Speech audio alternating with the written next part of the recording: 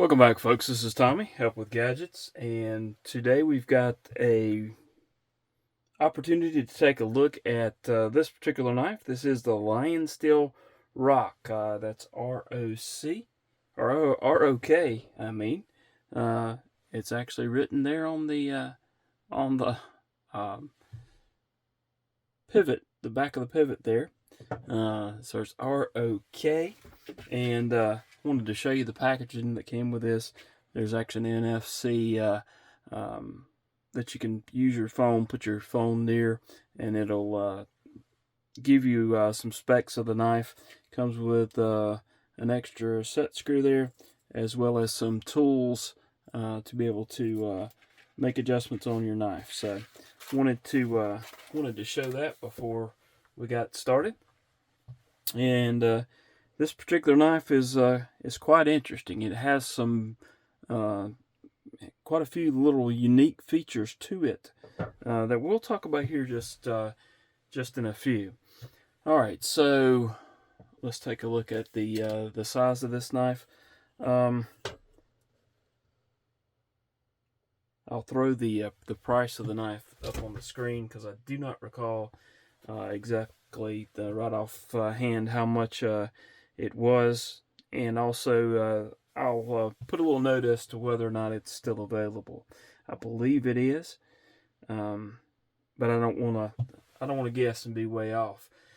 So you're looking at about maybe a little bit over 1/4 inches on the blade length. Overall length looks to be about 7 3/4 inch on the overall length. Let's put that up and get out the weight measuring device and get that turned on and tear it out. And the weight on this one's about 5.7, so it's not exactly what I would consider a really light knife, but not one that's overly heavy either. For most folks, you're not gonna be able to notice the extra ounce that you may have over a knife that's less than 5 ounces, unless it's something super light like a Benchmade bug out. All right, so there's it compared to a bug out. That's it with the Miguron Morial. So you can see the size comparison there. Let's also check out the, I never can get that Benchmade to close. Let's get the North Arm Sky High there, along with a Giant Mouse Ace Tribeca. Gives a little bit of size comparison there. Let's do the Eutectic Binary. And let's also throw up a QSP Penguin. So you can see different size knives there, how they would compare against the ROK. All right, let's do the Kaiser Militar and the Bergblade Sweeney. There you have those two. Let's see, three more comparisons here. Let's do the CJRB Pyrite and the CJRB Feldspar.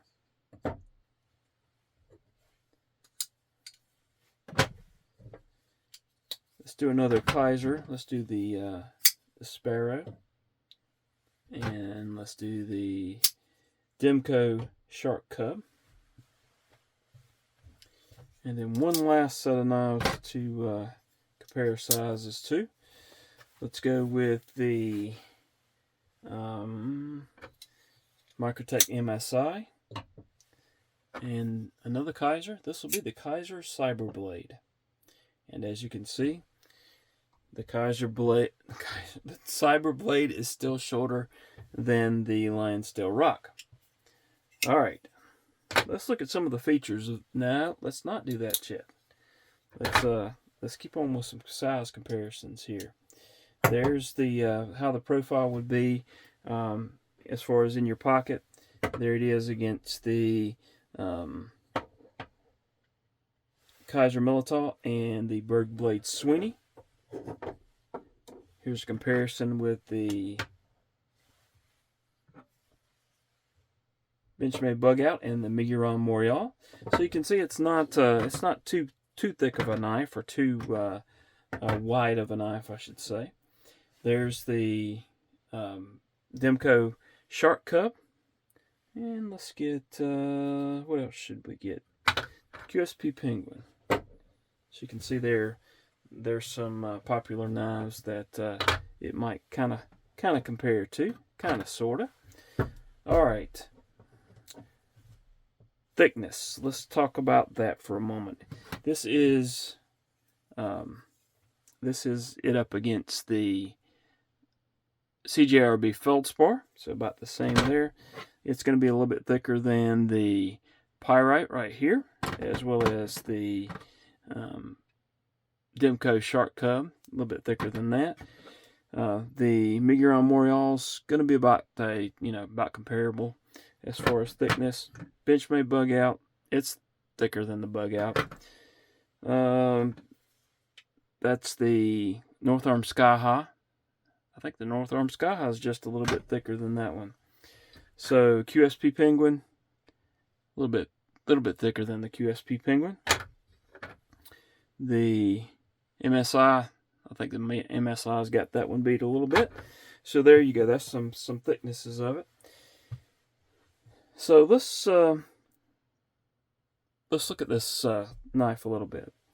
If we're taking a gander at it, we're looking at it. We'll notice that this is an integral.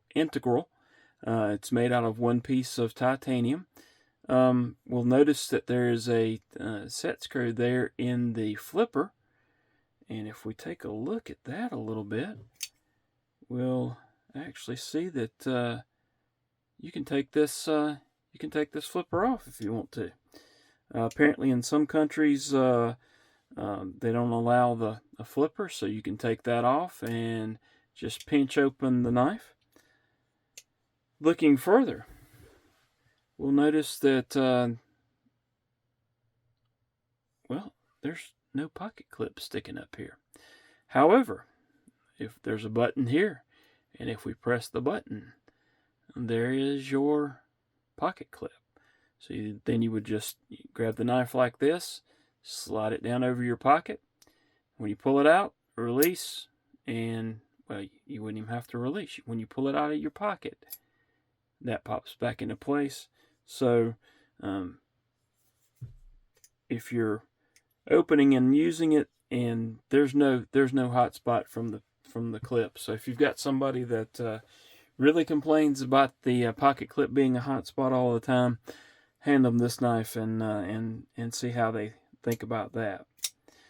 All right, looking further, you can see there is there's a little dial here that we can actually, it'll move a little bit. What about if it's open? It'll turn on around. And if we do that and then try to actuate the lock bar, it doesn't move. So this little dial here is actually a little safety for the lock bar. We can move it back out of the way and actuate the lock bar just like we would normally be able to. Of course, we've got the captive pivot there because that's not going to spin in place. We've got some really cool milling here, different kinds of milling. The milling on the pocket clip actually carries over into the back, or this part of the knife there. Same on the other side. This knurling, or whatever you would call it there. There's actually some milling down there on that step there, and you can see here that no seam, so it is indeed an integral knife. I do have a disassembly video of this so that you can see how the blade can be removed, how the knife can be cleaned and all that good stuff. So check that out if you so desire. The blade steel on this is M390, and it is kind of a satin finish on the blade. This is kind of a bronzish color on the anodization on the titanium scale, with, of course, non-anodized or either anodized that color on the clip and the button for the clip. Has a very nice pivot, as you can see there. Just a little bit something that's different than a lot of other knives. And then, of course, the logo on the lock side of the of ROK. Okay. It does not have a lanyard hole, so if that's something that you're interested in, just keep that in mind.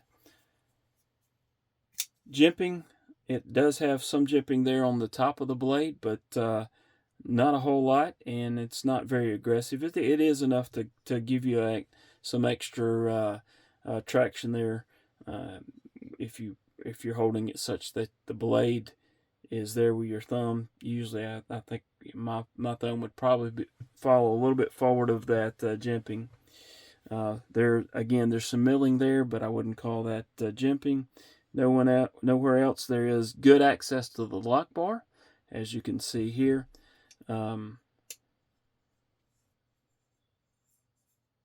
Again, I'll throw up the price on the screen. I don't recall exactly how much this one is, but I'll try to throw that up on the screen.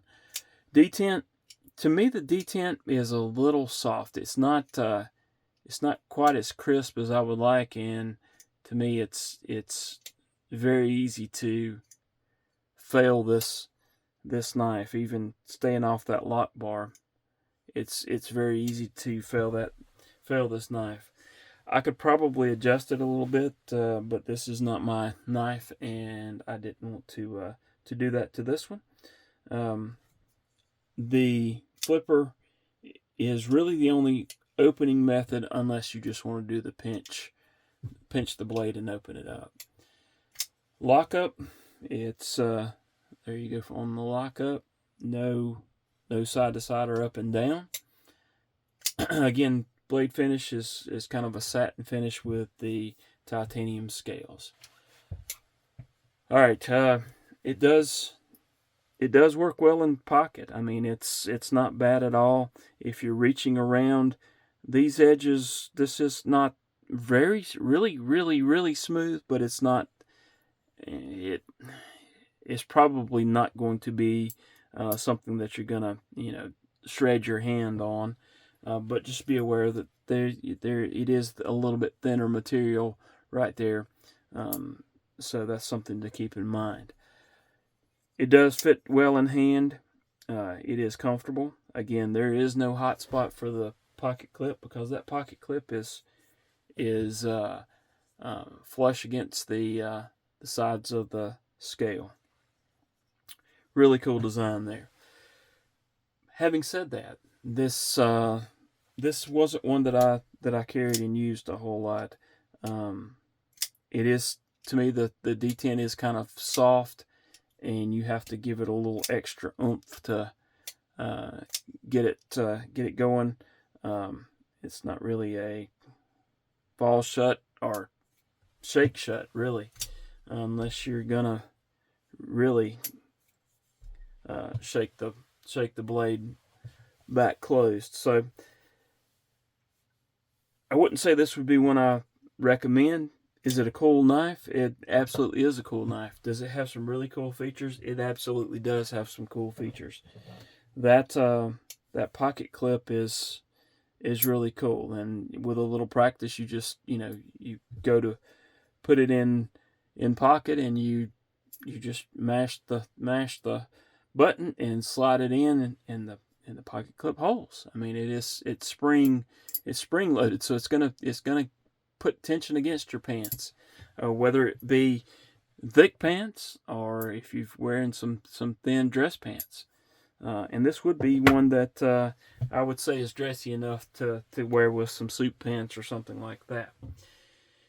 But again, this is not one that I would normally recommend for everybody for everyday use. But it is a cool knife. So, hope that makes sense. It doesn't always have to be super crazy knife that you would carry every day to carry it occasionally. So hopefully that makes sense. All right, do appreciate you watching the video. If you are still watching, thank you for continuing to watch until the end. Hit that like button, subscribe if you haven't done so, and if you do enjoy my content, leave a comment. I appreciate the comments. I don't always agree with the comments, but I do appreciate the comments, and I will try to respond to the comments. A little bit behind right now, but I'm trying to get caught up, and hopefully we'll be able to do that here in the next week or so. Appreciate you watching. Hope to see you again soon, and hope you have a wonderful day. Thank y'all.